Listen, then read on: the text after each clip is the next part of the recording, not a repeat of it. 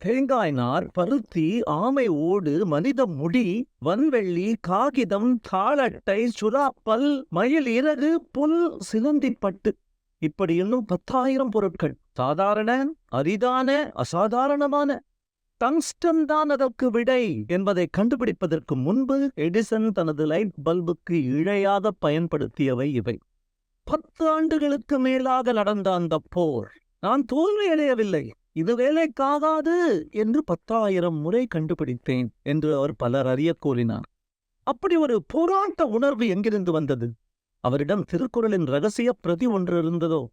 அல்லது அவர் இந்த குறிப்பிட்ட ஒன்றை பார்த்திருக்கலாம்.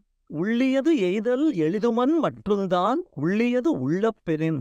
ஒருபோதும் மனம் சோர்வடையாதீர்கள்.